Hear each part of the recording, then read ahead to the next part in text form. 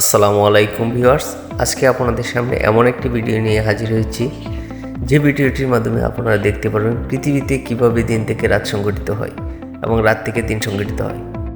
ভিডিওটি ধারণ করা হয়েছে আন্তর্জাতিক স্যাটেলাইট স্টেশনের ক্যামেরার মাধ্যমে। ভিডিওতে এখন আপনারা যে চিত্রটি দেখতে পাচ্ছেন তা আসলে রাত থেকে কিভাবে দিন সংঘটিত হচ্ছে সেটার একটা চিত্র।